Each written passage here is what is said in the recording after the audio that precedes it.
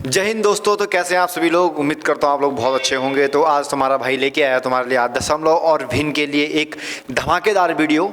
ठीक है, इसमें आपका जो फ्रैक्शन है, जिसे हम कहते हैं आपका भिन्न और दशमलव, ये जो टॉपिक है ये सरलीकरण का टॉपिक है। जब आप क्या करते हो, सिंप्लीफिकेशन का मेथड पढ़ते हो ना, वहाँ पे क्वेश्चन करते हो, तो वहाँ पे जो भिन्न और दशमलव है बहुत इंपॉर्टेंट रोल दिखाते हैं। बहुत सारे बच्चों को क्या होता है, दशमलव वाले भाग देने नहीं आते हैं, ठीक है, भिन्न वाले भाग देने नहीं आते हैं, कभी क्वेश्चन घुमा के पूछ लेता है आपका, ठीक है, terminating decimal, non terminating decimal पूछ लेता है, बार वाले क्वेश्चन पूछ लेता है। तो इस तरह के क्वेश्चन को डील करने के लिए पहले हमें उसका कंसेप्ट पता होना चाहिए कि वो किस तरीके से सॉल्व होते हैं। उसके बाद आप क्वेश्चन की प्रैक्टिस करोगे। वीडियो में 2-2 दिन बाद लेके आ रहा हूँ, इसको इसलिए लेके आ रहा हूँ कि कोई टॉपिक मैं आपको यहाँ पे पढ़ा रहा हूँ ताकि उस टॉपिक से रिलेटेड आप क्वेश्चन कर सको, ठीक है, आपको टाइम मिल जाए। अगर रोज़ वीडियो है तो बच्चों की स्किप हो जाएगी, तो उस वजह से मैं थोड़ा लेट लेके आ रहा हूँ, ठीक है। तो एक बार फिर से स्वागत है आपका उनके क्लासेस में। और आज जो हम लोग पढ़ने जा रहे हैं, आज की जो हमारी क्लास है बहुत बेहतरीन होने वाली है, तो वीडियो को लास्ट तक देखते रहें, ठीक है। तो चलते हैं आपका आगे का जो हमारा आज का मेन टॉपिक है, वो है हमारा भिन्न। सबसे जो पहली जो चीज़ हमारे पास आती है भिन्नों के प्रकार। पहले ऑलरेडी लिख के रखा हो, बहुत मेहनत लगती है सब, क्योंकि चीज़ें कभी दिमाग से निकल जाती है चीज़ें, तो उस चीज़ को मैंने ऑलरेडी लिख रखा है ताकि चीज़ें भूल ही नहीं जाए, ठीक है। देखो, सबसे पहले हम लोग समझते हैं भिन्नों के प्रकार। देखिए, भिन्नों के प्रकार बेसिकली क्या है। देखो, भिन्न बहुत सारी प्रकार की हो सकती है। अगर मैं भिन्न की बात करूँ तो भिन्न को हम 2 तरीके से लिख सकते हैं। एक आपका होता है अंश, ठीक है, एक होता है आपका हर, एक होता है आपका हर, ठीक है। अंश अपॉन हर, अंश अपॉन हर, जो ऊपर वाला जो हमारा पार्ट रहता है वो हमारा क्या रहता है, अंश रहता है, वो हमारा क्या रहता है, अंश रहता है, ठीक है। और जो नीचे वाला जो पार्ट रहता है उसे हम कहते हैं हर। यदि मैं कहूँ कि 2/3, 2/3, तो 2 मेरे पास अंश होता है, 3 मेरे पास हर होता है। इस सिंपल सी चीज़ आप सबको बेहतरीन से पता होगी।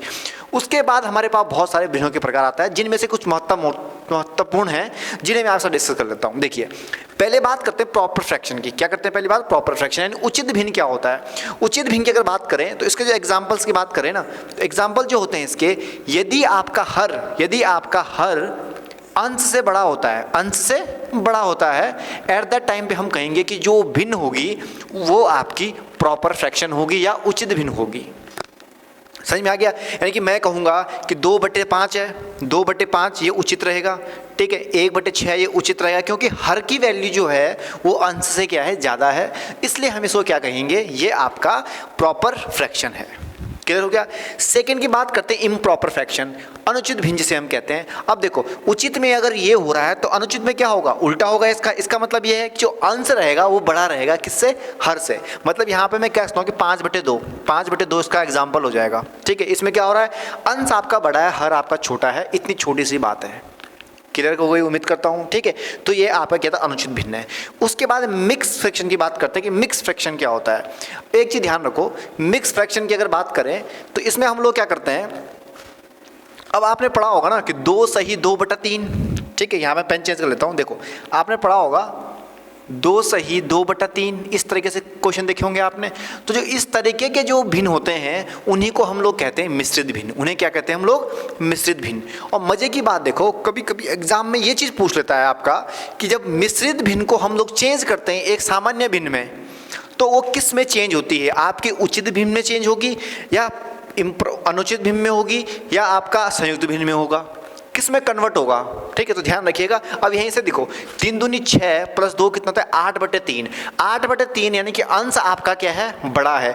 तो हमेशा क्या होता है, मिक्स फ्रैक्शन हमेशा इम्प्रॉपर में चेंज होता है। किस में चेंज होता है, इम्प्रॉपर। ये बात को आप हमेशा अपने दिमाग में बिठा के रखें, ठीक है। तो एक संयुक्त भिन्न हमेशा किस में चेंज होगी, इम्प्रॉपर फ्रैक्शन में क्या हो जाएगी, चेंज हो जाएगी। समझ में आ गया होगा उम्मीद करते हैं, ठीक है। एक होता है व्यक्तक्रम या उल्टी भिन्न, जिसे कहते हैं इनवर्स फ्रैक्शन, जिसे हम क्या कहते हैं, इनवर्स फ्रैक्शन। तो इनवर्स फ्रैक्शन की अगर बात करें कि इनवर्स फ्रैक्शन क्या होता है, तो मैं बता दूं, इनवर्स फ्रैक्शन बेसिकली क्या है। अगर मैं कहूं आपको कि 1/2 मेरे पास दे रखा है, इसकी उल्टी भिन्न क्या होगी या इसका इनवर्स फ्रैक्शन क्या होगा, तो ये आपका होगा 2/1, ठीक है। तो ये इसका क्या कहेगा, इनवर्स फ्रैक्शन कहेगा।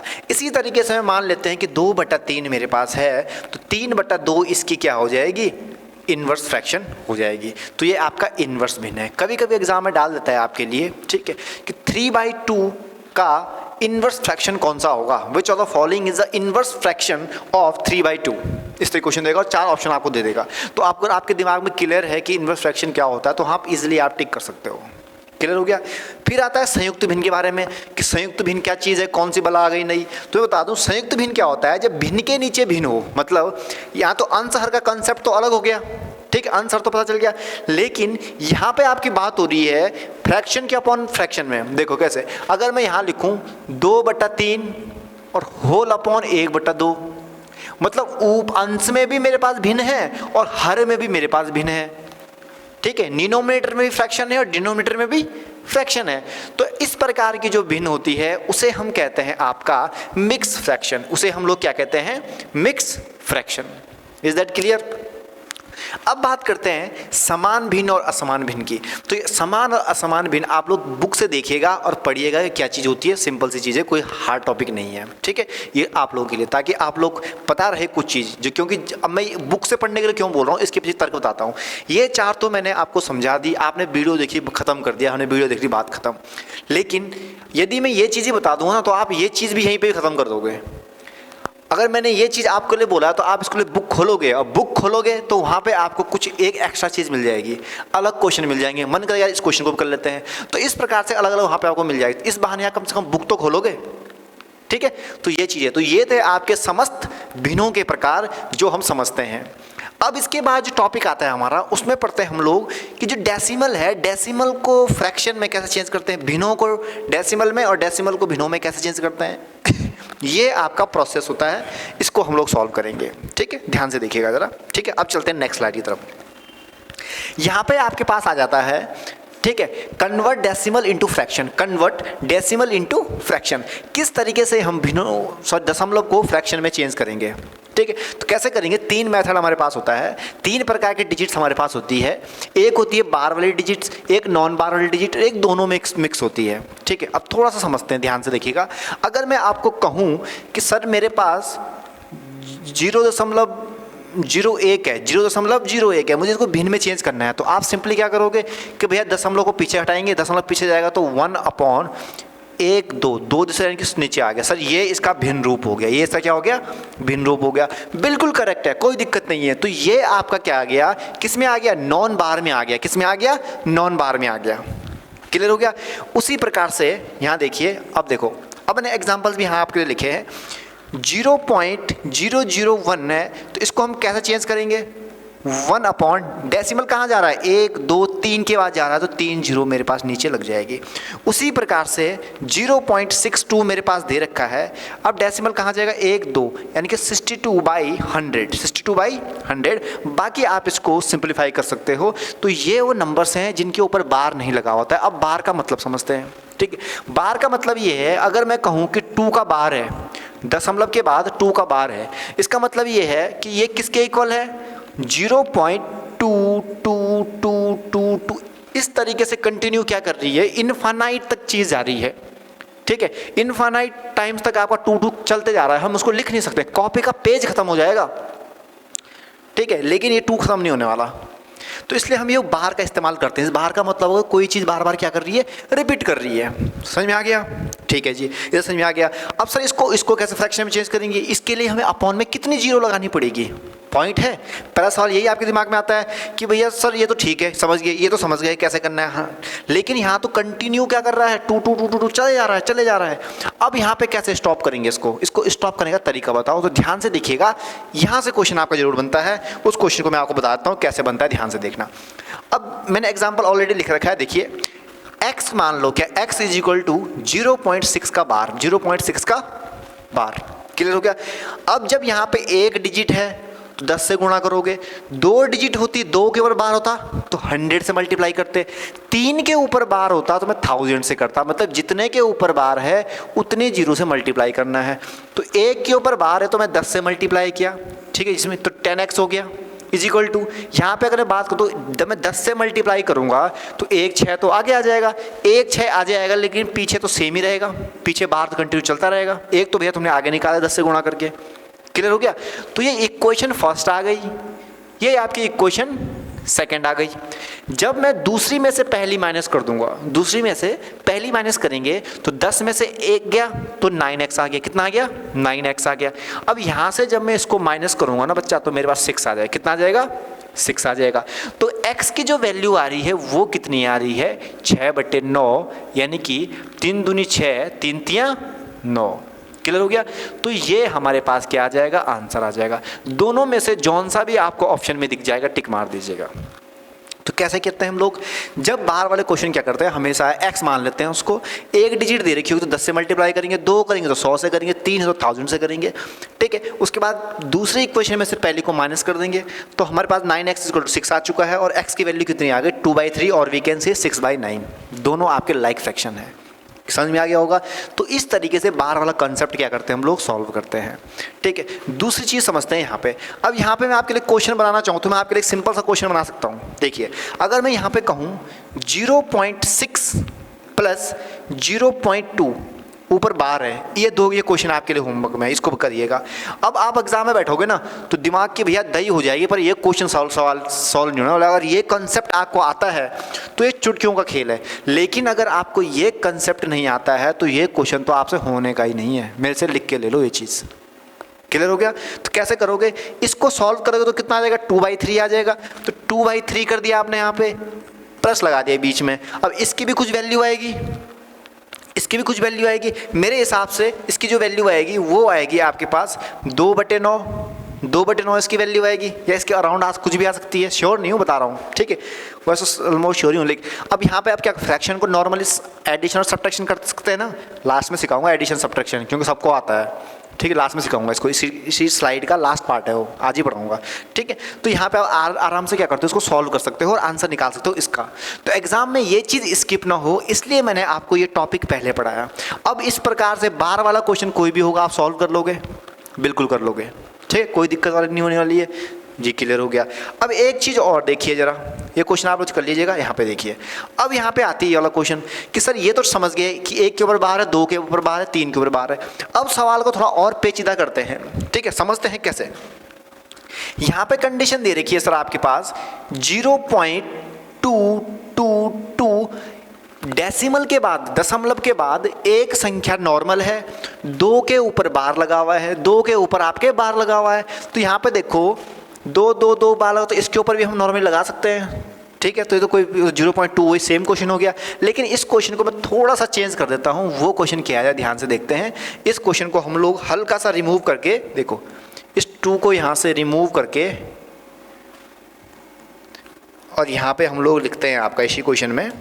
ठीक है, यहाँ पे लिख देते हैं 3, यहाँ पे लिख देते हैं 3। ठीक है, तो अब आपका एग्जाम्पल क्या आ गया? ठीक है, x = 0.322 का बार, ये क्वेश्चन है आपके पास। ठीक है, इसको मुझे किस में चेंज करना है? एक नॉर्मल भिन्न में चेंज करना है, एक इम्प्रॉपर फ्रैक्शन में चेंज करना है, या प्रॉपर में चेंज करना है। कैसे करेंगे सर बताओ? यहाँ पे तो चलो दशमलव के बाद डायरेक्ट बार आ गया था, लेकिन यहाँ दशमलव के बाद एक डिजिट है और 2 के ऊपर बार आ गया। अब क्या करेंगे? सीधा सा तरीका बताता हूँ, ध्यान से देखना। जैसे इसका तरीका था वैसे इसका तरीका था। और एग्जाम का जो प्रेजेंट टाइम पे ट्रेंडिंग क्वेश्चन जो चल रहे हैं वो इस टॉपिक पे ज़्यादा चल रहे हैं। समझ में आ गया? इस टॉपिक पे ज़्यादा चल रहे हैं। तो इस टॉपिक क्या सॉल्व होगा, ध्यान, इसका एक सीधे से ट्रिक बताता हूँ, ध्यान से देखना। ठीक है, यहाँ पे हमारा x = होता है, देखिए क्या दे रखा है? 22 दे रखा है। ठीक है, तो कुछ नहीं करना, डेसिमल हटाओ। जैसे मैंने डेसिमल हटाया 3 2 2 मेरे पास आंसर आ गया। इसमें से किसको माइनस करेंगे? जिसके ऊपर बार नहीं है, जिसके ऊपर बार नहीं है। किसके ऊपर नहीं है? 3 के ऊपर नहीं है। समझ में आ गया? अब नीचे क्या आएगा? नीचे क्या आएगा? जितनी संख्याओं के ऊपर बार है उतने 9 और उतने ही 0। कितनी संख्याओं के ऊपर बार था? 2 संख्याओं के ऊपर बार था, तो 2 9 मैंने लिख दिए। और कितनी संख्या है? 2 0 आ गई। अगर 3 संख्याओं के ऊपर बार होता तो 3 9 में लिखता और 3 0 भी लगाता। ठीक है, और मेरा किस में चेंज होता? तो यहाँ पे देखो 322 में से जब 19 जाएगा, सॉरी 322 में से जब आपका 3 जाएगा तो कितना आ जाएगा आपके पास? x की वैल्यू आ जाएगी आपके पास 319/9900। ये क्या आ गई? आपकी फ्रैक्शन की वैल्यू आ गई। तो इसको हमने किस में चेंज कर दिया? फ्रैक्शन में चेंज कर दिया। ध्यान से देखना, एक बार फिर समझाता हूँ। क्या करना है? जो आपके पास नंबर दे रखा है, इस नंबर में से माइनस कर दो उस नंबर को जिसके ऊपर बार नहीं है। तो 322 में से किसको माइनस किया? 3 को, क्योंकि 3 के ऊपर बार नहीं था। तो माइनस कर दिया। बटे में क्या आएगा, जितनी संख्याओं के ऊपर बार है, 2 संख्याओं के ऊपर बार था ना, तो 2 9 लिख दिया और 2 0 लगा दी। 3 संख्या वाला बार होता 3 9 3 0, ऐसा चलेगा, ठीक है, और आंसर आ गया। और मैं आपको बता दूं, पिछले साल का बैंक पीओ के पेपर में ये डायरेक्ट क्वेश्चन पूछ रखा था कि इसको फ्रैक्शन में चेंज करो, दशमलव को भिन्न में चेंज करो, डायरेक्ट क्वेश्चन पूछ रखा था, ठीक है। और मोस्ट ऑफ द स्टूडेंट ने ये क्वेश्चन गलत करके आए थे, या कोई तुक्का मार के आया था, कोई करके ही नहीं आया था। क्यों नहीं करके आया था? क्योंकि ये कंसेप्ट पता नहीं था। इस बार एग्जाम में आने के चांसेस है, क्योंकि ये तो सबको आता है, क्लास 3rd 4th में सीखते हैं, ये वाला हम क्लास 9th में सीखते हैं, ये वाला हम एनसीईआरटी में नहीं सीखते हैं, ठीक है। एनसीईआरटी में नहीं सीखते हैं। अब आप बोलो सर एनसीईआरटी से बाहर क्यों लेके जा रहे हो? ये एनसीईआरटी से बाहर नहीं है, ये एनसीईआरटी के अंदर ही है, बस आप डीप जाना जाओगे तो आपको मिलेगा। और जिस हिसाब से बच्चों ने फॉर्म भरे हैं उस हिसाब से एग्जामिनर इस पे क्वेश्चन बनाएगा, और डायरेक्ट क्वेश्चन बनाएगा, सबसे इजी क्वेश्चन बनाएगा, तो वो चीज़ आपको ध्यान में रखनी है। तो इस तरीके से क्या करते हैं हम, डेसिमल को फ्रैक्शन में चेंज करते हैं। उसी प्रकार से अगला प्रश्न भी देख लेते हैं। ये एग्जाम्पल तो हमने कर दिया, इस एग्जाम्पल को भी देख लेते हैं कि ये एग्जाम्पल क्या कह रहा है आपका। देखिए ज़रा, देखिए अब ये क्या कह रहा है, इसको भी देख लेते हैं। थोड़ा बेचारा ये भी परेशान हो रहा होगा, इसको भी देख लेते हैं, ठीक है।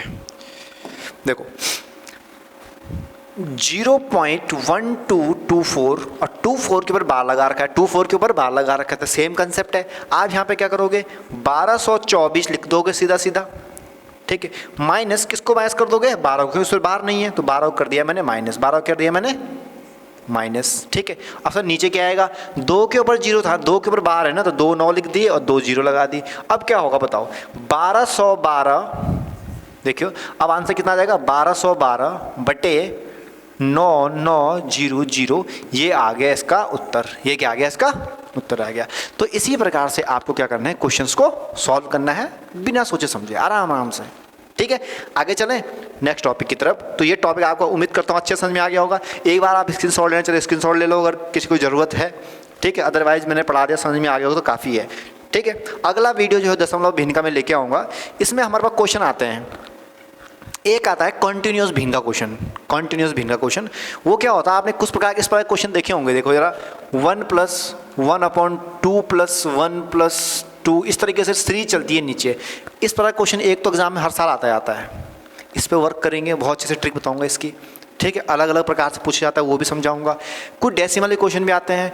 तो अगली जो वीडियो होगी ज़्यादा बड़ी नहीं होगी, 15 से 20 क्वेश्चन करेंगे, आधे घंटे में ख़त्म हो जाएंगे, ठीक है। लेकिन वीडियो को लास्ट तक जरूर देखते रहें, ठीक है। देखो आप यूट्यूब पे पढ़ रहे हो ना, बहुत सारे टीचर मिलेंगे, बहुत सारे कंसेप्ट मिलेंगे सीखने के लिए, पर जब आप सोच के एक वीडियो इसकी देखी, एक वीडियो इसकी देखी, एक वीडियो इसकी देख ली, कुछ समझ में नहीं आने वाला है। मैं बता दूं, चीज़ क्लियर होगी ही नहीं। एक टीचर से पढ़ो, सारे लेक्चर पढ़ो, आपका कंसेप्ट क्लियर हो जाएगा, ठीक है। हर नाव में सवार करोगे तो डूबना तो तय है, क्योंकि हर किसी टीचर का पढ़ाने का तरीका अलग होता है, ठीक है। सेंस ऑफ ह्यूमर सबका अलग अलग होता है, तो वो चीज़ है, ठीक। अब बात करते हैं यहाँ पे प्ले विद पावर्स, पॉजिटिव और नेगेटिव पावर्स। अब कुछ सवाल आपने इस तरीके से देखे होंगे, जैसे मैंने सवाल लिख दिया यहाँ पे 0.005 मैंने लिख दिया, ठीक है। और मैंने यहाँ पे लिख दिया 125, ये मैंने यहाँ पे लिख दिया, ठीक है। अब क्या इसका आंसर होगा, इस प्रकार के क्वेश्चन आपके एग्जाम में आते हैं, इसको सॉल्व करो। तो कैसे सॉल्व किया जाता है, बेसिकली सिंपल तरीका। अगर कभी भी एक चीज़ गौर करना, एक तरीका बता देता हूँ। अगर ऊपर डेसिमल 4 संख्याओं के पहले लगा है और नीचे भी 4 संख्याओं से पहले लगा है, तो डेसिमल को सीधा सीधा हटा दो। अगर आपके पास 0.2, 0.5 इस तरीके से दे रखा है, तो पूरी तरीके से डेसिमल हटा दो, क्योंकि जब ऊपर भी बराबर है नीचे भी बराबर है तो आपको उसको लगाने की ज़रूरत नहीं है, आप उसको हटा दोगे, सीधी जो बात है, ठीक है। लेकिन अगर डेसिमल आगे पीछे हो जाता है, डेसिमल आगे पीछे हो जाता है, मतलब अगर आपका ऊपर सपोज मैंने मान लिया 0.234 और नीचे मेरे पास 0.2 है, एट दैट टाइम पे सर क्या करेंगे, कैसे डेसिमल के साथ खेलेंगे, सिखाता हूँ, ध्यान से देखिएगा। अगर कुछ नहीं दिमाग में चल रहा है, कुछ भी नहीं चल रहा है, तो इतना तो आता ही होगा आपको कि 0.24 है, इसको भिन्न में चेंज करना तो क्या करना पड़ेगा, 24/100, 24/100 ऐसे तो करते हैं।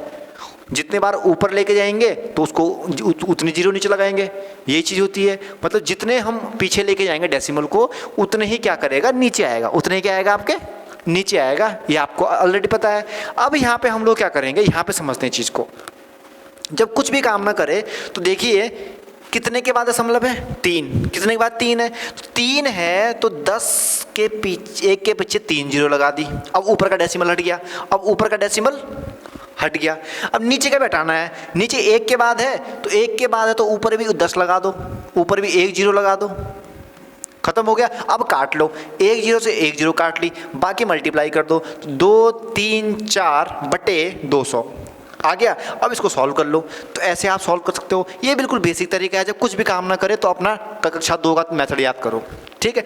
लेकिन एक तरीका और आता है जिसमें हम बड़ी बड़ी डिजिट को सॉल्व करते हैं, बड़ी बड़ी डिजिट का है, ठीक है। अब दरोगा बनने जा रहे हो तो बड़े बड़े केस भी आएंगे, ठीक है। तो कैसे सॉल्व किए जाते हैं ध्यान से देखिए। अगर मैं बात करूं 0.000000002, ठीक है, इज इक्वल टू बोल रहा है, क्वेश्चन मार्क दे दिया है, ठीक है, 2 3 4 5 6 7, ठीक है। और ऑप्शन में दे दिया आपको 10 की पावर 7, 10 की पावर -7, 10 की पावर 4, 10 की पावर -4। इन 4 में से ये संख्या किसके बराबर होगी? सॉरी, यहाँ पे मैं गुणे में 2 लगा देता हूँ, ठीक है। यहाँ भी गुणे में आगे 2 है, यहाँ भी गुणे में 2 है और यहाँ भी गुणे में 2 है। इनमें से कौन सा ऑप्शन आपका करेक्ट होगा? ये वाला ऑप्शन करेक्ट होगा या आपका ये वाला ऑप्शन करेक्ट होगा या आपका ये वाला ऑप्शन करेक्ट होगा? कौन सा करेक्ट होगा? ये क्वेश्चन आपके एग्जाम में आता है। तो कैसे किए आते हैं क्वेश्चन, जरा ध्यान से देखिएगा। अब मैं आपको समझाता हूँ। अब मैं क्या समझाऊँ, ध्यान से देखना। जब आपका डेसिमल, जब आपका दशमलव पीछे की तरफ जाएगा, मतलब राइट हैंड साइड की तरफ जाएगा, इधर की तरफ, ठीक है, तो आपको पॉजिटिव डायरेक्शन जा रही है, दाएं तरफ से पॉजिटिव होता है, लेकिन पावर नेगेटिव आएगी। कैसे? अब यहाँ देखो, डेसिमल यहाँ से 1 2 3 4 5 6 7, कहाँ गया? 7। तो 2 गुणे 10 की पावर -7, 2 गुणे 10 की पावर -7 इसका डायरेक्ट आंसर आ जाएगा, ठीक है। जब आप दाहिने तरफ पॉजिटिव साइड को डेसिमल को स्थानांतरित करोगे तो पावर नेगेटिव आएगी। अगर मैं ये कहूँ, ठीक है, कि मुझे डेसिमल को पीछे लेके जाना है, डेसिमल को आगे लेके जाना है, ठीक है, और डेसिमल यहाँ पे है, यहाँ पे मैंने 2 लगा दिया, ठीक है। डेसिमल को आगे लेके जाना है। जब डेसिमल को आगे लेके जाएंगे तो मैं यहाँ पे लिख सकता हूँ 1 2 3 4 5 6 7, यानी कि 2 × 10 की पावर 7।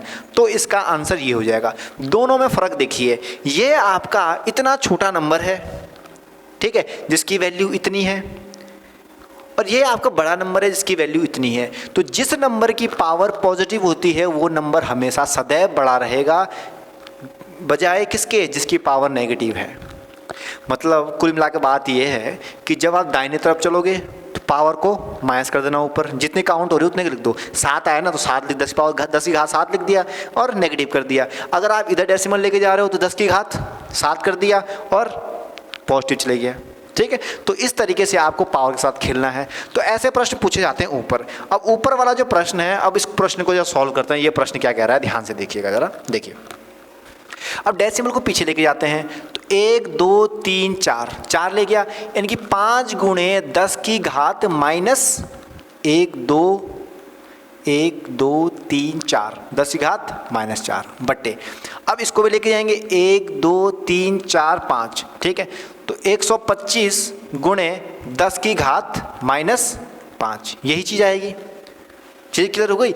अब आप इजीली इसको काट सकते हो, तो 5 कम 5, ठीक है, और 25 पंजे 125, यानी कि 1/25, 1/25 गुणे गया 10 की पावर -4 है, तो ये भी 10 की पावर 4 होगी, तो यहाँ पे सिर्फ 10 बच जाएगा, -1 इतना बचेगा, ठीक है, गुणे, अब यहाँ पे आ जाए गुणे 10 की घात -1।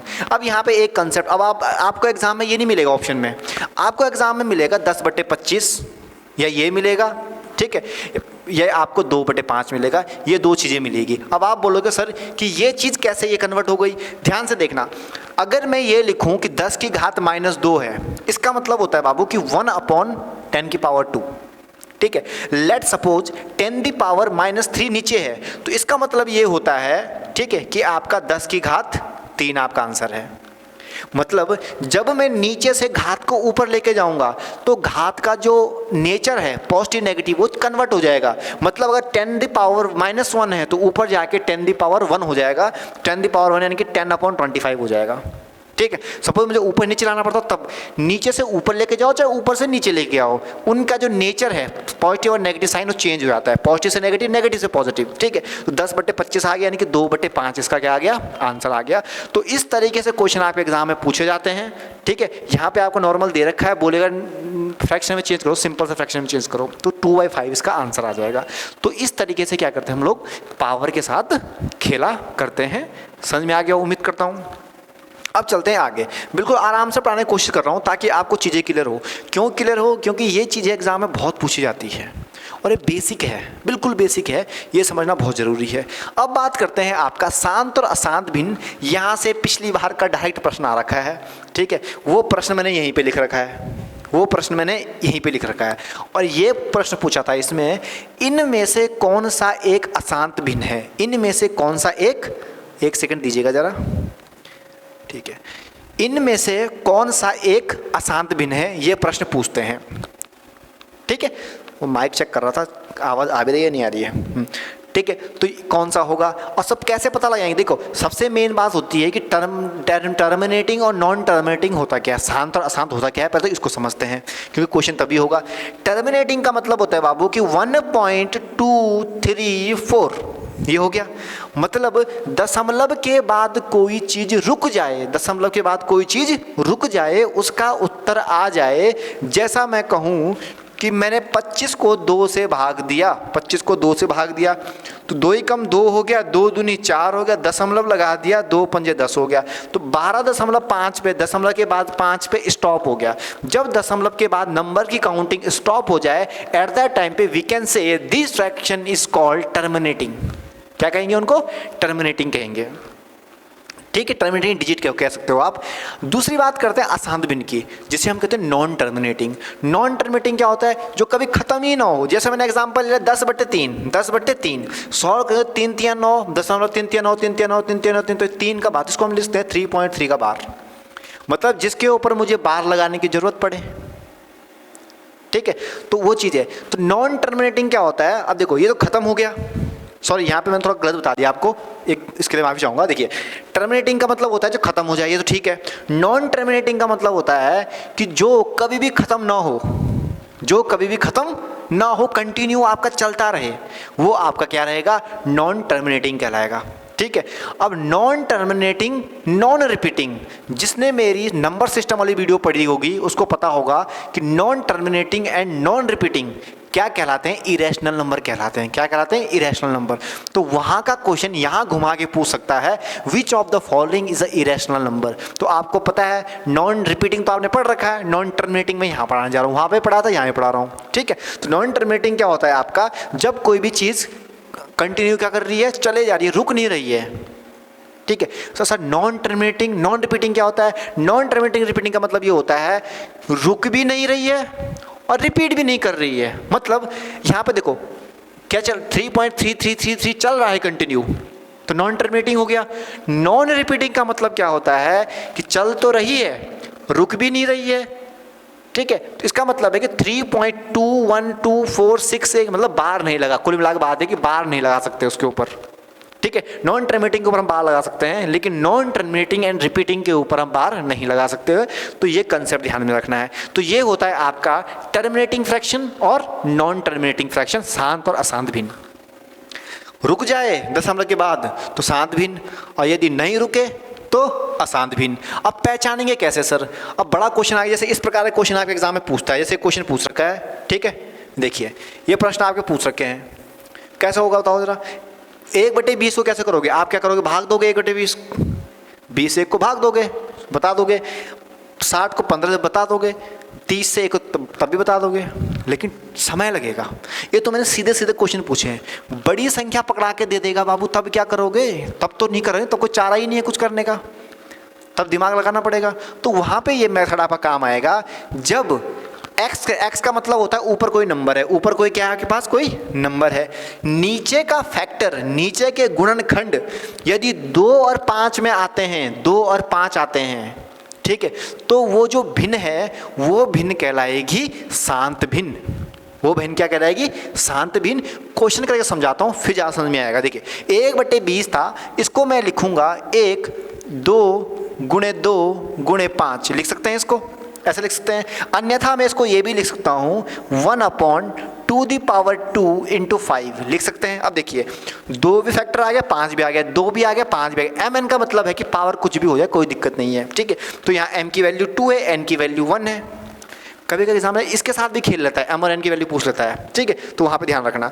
तो 1, अब देखो एक चीज़ यहाँ पे ध्यान रखना, आपके पास दे देगा 1/20 इज इक्वल टू 1/2 की पावर m गुणे 5 की पावर n, ऐसा क्वेश्चन दे देगा।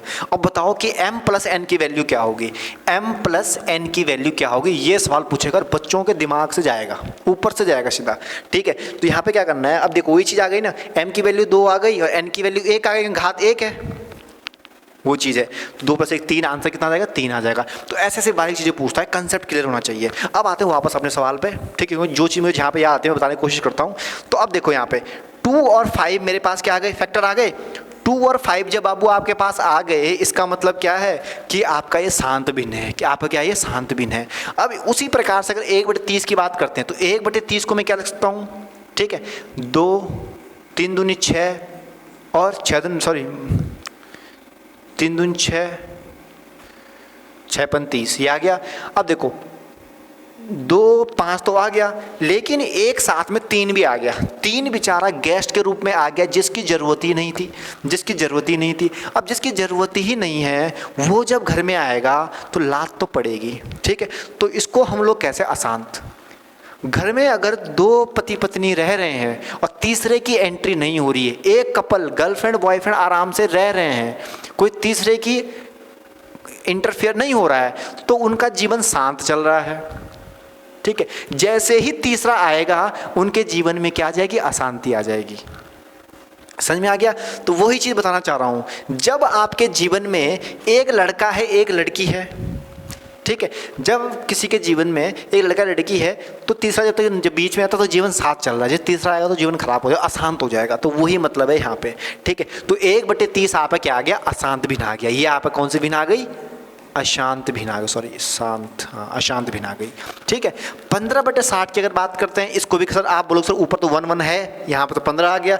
अब क्या करेंगे, जल्दीबाजी में बच्चे इसको गलत करेंगे, तो गलत नहीं करना है, वो ध्यान रखना है। अब 15 है, मैं क्या लिखता हूँ भैया, 15 है, नीचे लिखते हैं 60। 60 की अगर बात करें तो 60 को कैसे तोड़ सकता हूँ मैं, या 1/4 लिख लो, 1/4 लिखोगे तब भी सवाल आ जाएगा, कोई दिक्कत वाली बात नहीं है, ठीक है। अब दूसरे तरीके से देखते हैं, 15/60 है ना, तो यहाँ में लिखा 2 3 दूनी 6, ठीक है, 6 × 30 और 30 दूनी 60। अब इसको सॉल्व करेंगे तो मेरे पास क्या आ रहा है, 15/2 की घात 2 आ गया, गुणे 5 की घात 1 आ गया, गुणे 3 आ गया। अब आप बोलोगे सर ये भी अशांत हो गया।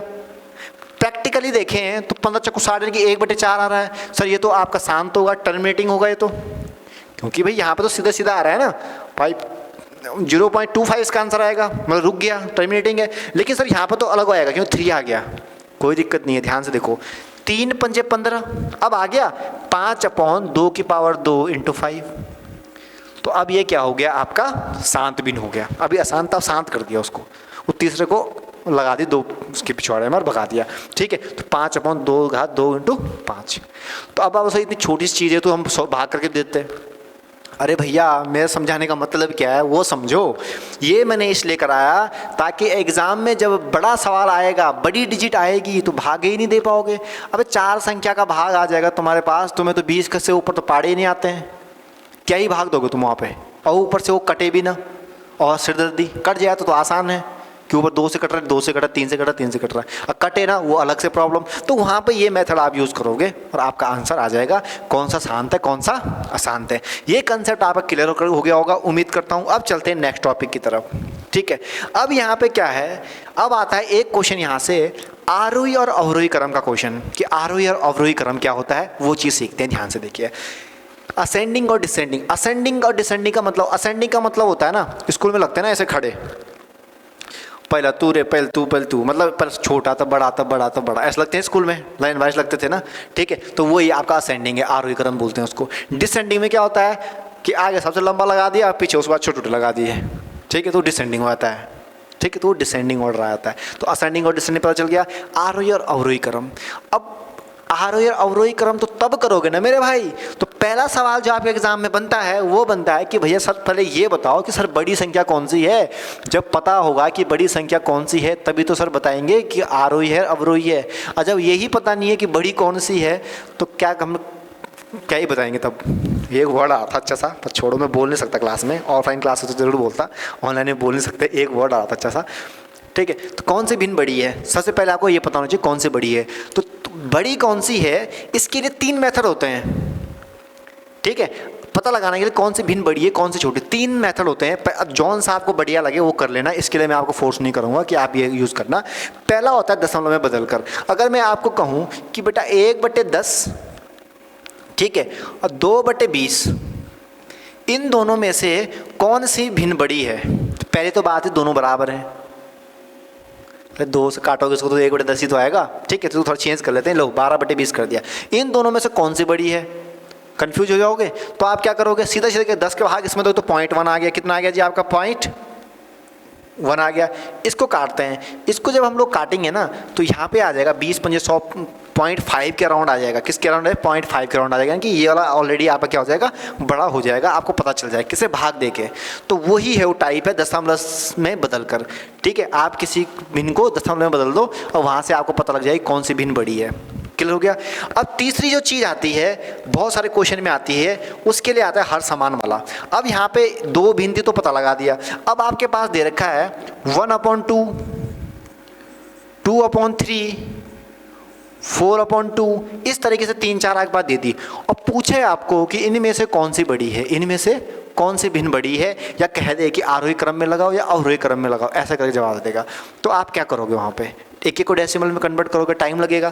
तो यहाँ पे क्या करना है आपको, हर समान करना है। क्या करना है आपको, हर समान करना है। हर समान कैसे करते हैं, 3, 2, 2, मतलब इन तीनों का क्या निकालना पड़ेगा, एलसीएम। एलसीएम निकालोगे तो 3 और 2 का 6 होता एलसीएम होता है। कितना एलसीएम होता है आपका, 6 एलसीएम होता है। तो मैं यहाँ पे लिख सकता हूँ कि भैया एलसीएम लिखा तो ऊपर लिखते हैं डायरेक्ट, ठीक है। तो यहाँ पे मेरे पास हो गया 3/6 और दूसरा क्या है आपका 4/6 और तीसरा क्या है आपका, 3 से करेंगे ना, 4×3 12, 12/6 आ गया। बस इतनी सी बात है। अब यहाँ पे देखो कौन सा बड़ा होगा कौन सा छोटा होगा। जिसका अंश बड़ा होगा, हर के कॉन्सेप्ट में पढ़ रहे हैं कि हर समान कर रहे हैं, तो जिसका अंश सबसे बड़ा होगा वही सबसे बड़ा होगा। तो सबसे बड़ा अंश किसका है, 4/2 का है, ठीक है। उसके बाद दूसरे नंबर पे किसका अंश सबसे बड़ा है, इसका होगा, ठीक है। उसके बाद ये होगा, मतलब सबसे बड़ा आपका ये होगा, उसके बाद ये होगा और सबसे छोटा ये होगा। तो ऐसे आप उसको अवरोही क्रम में लिख सकते हो या आरोही क्रम में लिख सकते हो। तो इस तरीके से चेंज करते हैं हर समान करके। यहाँ मैंने छोटी सी डिजिट ली ताकि आपको जल्दी समझ में आ जाए। छोटी चीज़ को समझाऊंगा तो बड़ी चीज़ तो ऑटोमेटिक आपको समझ में आ जाएगी। उम्मीद करता हूँ समझ में आ गया होगा। अब दूसरी चीज़ क्या है, ये आपका थोड़ा नवीनतम मेथड है, ठीक है, थोड़ा नया मेथड है। वो कौन सा है, अंश समान करके। इसमें थोड़ा ट्रिक ध्यान रखना। अब आप बोलोगे सर कब इसका इस्तेमाल करें, कब इसका इस्तेमाल करें। भैया जब आपके बट्टे में ना बड़ी संख्याएं हो, बट्टे में क्या हो, बड़ी संख्याएं हो। मतलब यहाँ पे अगर मैं कहूँ, ठीक है, 2/10, 3/15, 6/18, इस तरीके से। अब इनमें से बड़ी कौन सी है, अब इन्हें हर समान भी नहीं कर सकते। हर समान करोगे तो एलसीएम बहुत बड़ा आएगा, तब क्या करेंगे सर, वो भी बात है, बिल्कुल करेक्ट बात है। तब क्या करेंगे सर, तब तो ना ये मेथड इसको करेंगे तब भी बहुत टाइम लगेगा, इसको करेंगे तब भी बहुत टाइम लगेगा। एट दैट टाइम पे ये काम करेगा। जब आपके अंश सब छोटे छोटे हैं तो अंश वाला मेथड लगाओ, जब आपके सब हर छोटे हैं तो हर मेथड लगाओ, बस काम खत्म। इसमें क्या होता है देखो, इसमें हम अंश समान करते हैं। जैसे हमने यहाँ पे हरों का एलसीएम लिया था उसी प्रकार से यहाँ पे क्या लेंगे, अंशों का क्या करेंगे, एलसीएम लेंगे। तो इनका एलसीएम तो होता है बाबू 6, इनका एलसीएम जब 6 होगा तो निकालो। जैसे मैं यहाँ पे 6 निकालूंगा ना तो देखो 6, तो यहाँ पे आपके पास क्या आ जाएगा, 3 से गुणा करेंगे, ठीक है। तो यहाँ पे ऊपर कितना होगा, क्या है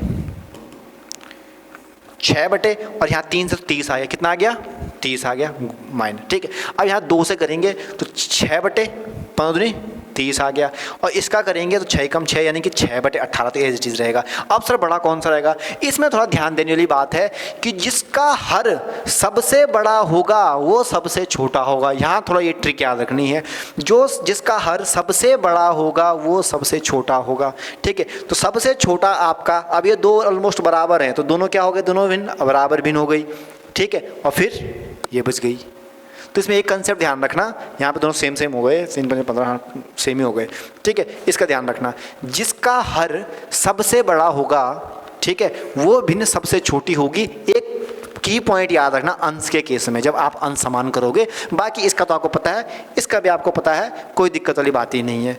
तो ये हो गया आपका पूरा कंप्लीट, कौन सा, आरोही और अवरोही क्रम का। अब बदलना आ गया है, बदलना आ गया तो आप आराम से आरोही और अवरोही क्रम में ले सकते हो।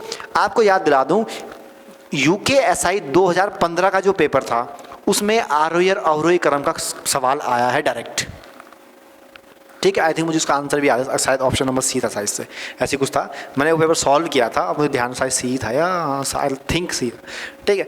तो वो चीज़ है, तो वहाँ पे भी क्वेश्चन यहाँ से आया है। तो टॉपिक कितना इंपॉर्टेंट है, ठीक है। दोनों चीज़ बता दें, जब आपके नीचे बड़े बड़े हों डिजिट्स हो तो अंश समान कर लो, जब आपके अंश छोटे छोटे हों तो अंश समान कर लो, और सिंपल आ रहा है तो फिर डेसिमल में कन्वर्ट करके निकाल लो, ठीक है। तो ये तरीका होता है। अब चलते हैं अगले टॉपिक की तरफ, ख़त्म नहीं हुआ अभी तक ये, चलो चल रहा है। देखो अब आते हैं मेन, जो बच्चों का मेन है, जो सबसे इजी है, सबसे ट्रिकी भी है, फटाफट समझ लेते हैं, फिर क्लास को ख़त्म करते हैं। काफ़ी लंबी क्लास हो रही है, ठीक है। इसका मैं आपको बता देता हूँ, हाँ काफ़ी टाइम हो गया क्लास को। देखिए जोड़ने की बात करें तो 1/2 + 2/3, सॉरी 2/2 कर लेते हैं, ये हो गया।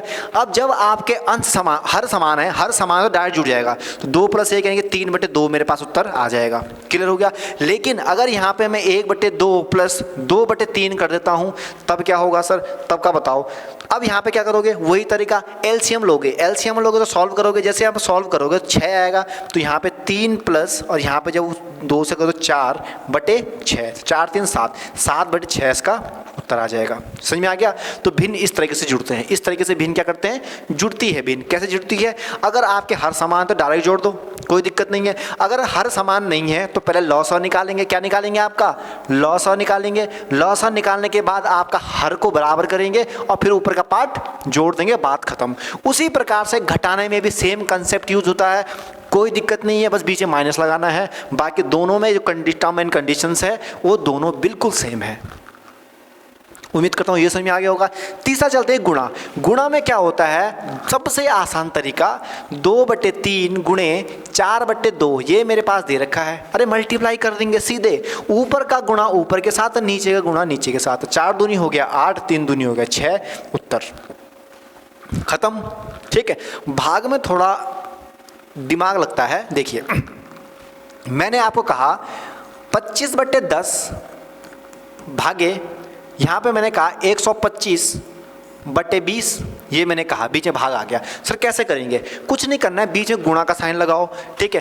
तो 25/10 गुणा, जब भाग गुणा में चेंज होगा तो पीछे वाले उल्टे हो जाते हैं, मतलब 20/125 हो जाएगा, 20/125। अब आप काट लो, 10 दूनी 20, 25 पंजे 125, यानी कि 2/5 इसका उत्तर आ गया, ठीक है। भाग का ध्यान रखिएगा हमेशा, पीछे वाला क्या होता है, उल्टा हो जाता है। उसी प्रकार से एक सवाल आपके SSC GD में पूछा गया था, उस सवाल को मैं यहाँ पे लिख लेता हूँ। वो सवाल क्या है, ध्यान से देखिएगा। यहाँ दे रखा था 3/3/3, ये आपका सवाल दे रखा था। बताओ कैसे सॉल्व होगा, कुछ भी नहीं है। पहले को लिखा 3, इसको लिखा 3। वैसे बोर्ड मास में मैंने ये चीज़ कराई, जब बोर्ड मास की वीडियो देख रहा हूँ वहाँ मैंने समझा रखा है। अब ये गुणा, पीछे वाला उल्टा हो जाता है तो 1/3 हो गया। इस केस में भी पीछे वाला उल्टा हो जाए तो 1/3 हो जाएगा। इस केस में भी उल्टा हो जाएगा तो 1/3 हो जाएगा। 3 से 3 कट गया, 3 3 9, यानी कि 1/9 आपका आंसर आ जाएगा। लेकिन ज़्यादातर बच्चे वहाँ पे क्या करेंगे, ऑप्शन नंबर ए जो होगा वो 0 होगा, ऑप्शन नंबर बी 1 होगा, सी में आपका 1/9 होगा, डी में 1/3 होगा। तो 1/9 इसका करेक्ट आंसर होगा। और ज़्यादातर बच्चे 0 पे टिक करके आएंगे या 1 पे टिक करके आएंगे। तो वहाँ पर आपने अपने दिमाग का इस्तेमाल करके ध्यान से देखना है कि सर ने क्या बताया था, क्या चीज़ सिखाई थी। समझ में आ गया। तो उम्मीद करता हूँ आपको हर एक चीज़ बारीकी से समझ में आ गया होगा, ठीक है। और आज की क्लास को यहीं पे ख़त्म करते हैं। 6 लेक्चर, आई थिंक 6-7वां लेक्चर आज है, 6-7वां है साइज से। तो आप एक एक लेक्चर को मैं टॉपिक वाइज पढ़ा रहा हूँ कि कौन सी चीज़ें आपकी कब कब पूछी जाती है। सबसे पहले मैं अलजेब्रा ख़त्म कर रहा हूँ, कैलकुलेशन वाली चीज़ें जो होती है उसको निपटा रहा हूँ, ताकि आपको कैलकुलेशन हर चीज़ें पता रहेगी। कैलकुलेशन तो भैया जितना करोगे उतना कम है, रोज़ पढ़ो रोज़ करते रहो, वो ख़त्म ही नहीं होने वाला कभी। हाँ, उससे फिर एक चीज़ होगी, एक्यूरेसी बहुत बढ़िया आएगी।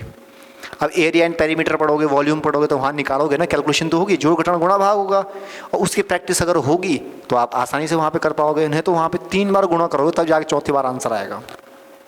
तो इसलिए मैं ये पार्ट दिया रहा हूँ। इसके बाद जो हमारे अलग टॉपिक्स होंगे, जैसे हमारे पास टाइम एंड वर्क आ गया, नल एंड टंकी वाले सवाल आ गए, पाई चार्ट, सब लेके जाएंगे। एक एक दिन में एक एक टॉपिक ख़त्म करेंगे आराम से।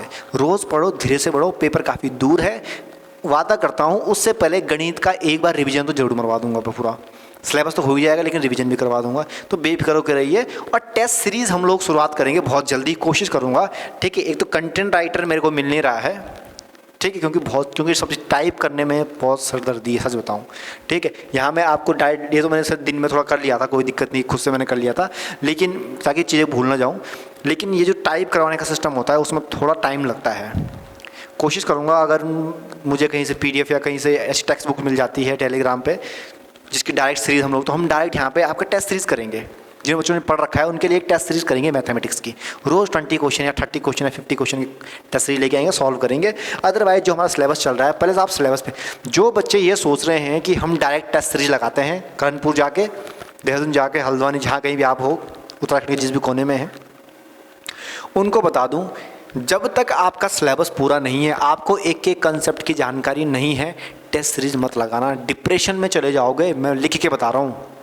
डिप्रेशन में जाना 100% है। अच्छा खासा सिलेक्शन रुक जाएगा, क्योंकि वहाँ पे जो सवाल पूछा जाता है ना टेस्ट सीरीज में, इंस्टीट्यूट वाले जो क्वेश्चन बनाते हैं वो बनाते हैं टिप्स एंड ट्रिक पे और कंसेप्ट बेस पे, और वो कंसेप्ट आपको पता ही नहीं होगा। अब सपोज ये आसान थोड़ा सवाल आ जाएगा, वहाँ पे वो करोगे, थोड़ी देर बाद में जंप कर जाएगा दूसरे कंसेप्ट पे, तो ऐसे से पढ़ोगे, थोड़ा थोड़ा पढ़ोगे या एक तरफ से पढ़ोगे। मकान बनता है तो ऐसे बनता है ना, पहले 1 ईंट 2 ईंट ऐसे चढ़ता है ना, धीरे धीरे करके चढ़ता है। कैसे करोगे, सीधे गए और ऊपर लेंटर डाल दिया, डालते हैं, ट्रेंडिंग चल रहा है, लेकिन वो बिल्डिंग क्या होती है, कमज़ोर हो जाती है थोड़ा, ठीक है। तो वो चीज़ है, तो वही चीज़ आपको स्टेप बाय स्टेप, पहले कोर्स पूरा खत्म करो, कोर्स पूरा होने के बाद टेस्ट सीरीज लगाओ। बहुत सारे बच्चे ऐसे हैं जो अभी से टेस्ट सीरीज लगा रहे हैं, क्वेश्चन पेपर लगा रहे हैं और सोच रहे हैं यार नहीं आ रहा है, कॉन्फिडेंस खत्म कर रहे हैं। कुछ भी नहीं है, जितना पढ़ा रहा हूँ उतना पढ़ लो, अच्छे से पढ़ लो, उससे रिलेटेड चैप्टर पढ़ लो और क्वेश्चन कर लो। हार नहीं खाओगे ज़िंदगी में, कॉन्फिडेंस ऑटोमेटिक आपके अंदर कॉन्फिडेंस आ जाएगा, ठीक है। तो मिलते हैं अगली क्लास में और कमेंट सेक्शन में बताना कि अगली कौन सी क्लास लेके आए। एक बच्चे ने कमेंट किया था, आई थिंक मैंने वीडियो देखा था मैंने, कि सर रीजनिंग का पढ़ाओ। देखो, रीजनिंग पढ़ाने का तरीका जो होता है ना, मैं आपको बताऊँ, रीजनिंग खुद से पढ़ी जाती है। रीजनिंग की जो ट्रिक्स होती है, एक भी वेरीफाइड ट्रिक्स नहीं होती है, बता दूँ। हाँ, मेथड होते हैं, शॉर्टकट मेथड होते हैं निकालने के, वो अलग चीज़ है। ट्रिक्स अगर आपको कोई टीचर रीजनिंग की बता रहा है तो फिर वो चीज़ आप मत दोहराइए। रीजनिंग की कोई ट्रिक्स नहीं होती है। रीजनिंग खुद का दिमाग होता है, खुद का एप्टीट्यूड होता है, उससे करनी पड़ती है। रोज़ 10-10 क्वेश्चन करो, 10-10 क्वेश्चन करो, 10-10 क्वेश्चन करो, खुद में इंप्रूवमेंट 10 दिन बाद आप देखो कि आपके अंदर इंप्रूवमेंट खुद ही आपको झलक जाएगा, उससे करो। बाकी जो रीजनिंग वाले टॉपिक हैं, जिनको कैसे सोचा जाता है उन क्वेश्चन को, वो मैं करवाऊँगा, ठीक है। अभी समय नहीं मिल रहा है, बहुत जल्दी ही शुरू करेंगे हम लोग इस चीज़ को भी, रीजनिंग भी जल्दी करेंगे। बाकी जो इंपॉर्टेंट टॉपिक मुझे लगे वो मैंने आपके लिए प्ले लिस्ट बनाई है, आप वीडियोज़ में देख लेना। 5 पे बनाई है, 2.5 पे बनाई है, क्यूब पे बनाई है, जो मुझे लगा वो हमने बना रखी है, आप लोग जाके देख सकते हो, विजिट कर सकते हो। तो आज का टॉपिक यहीं पे ख़त्म करते हैं और मिलते हैं आपको अगली क्लास में। Thanks for watching, thank you so much.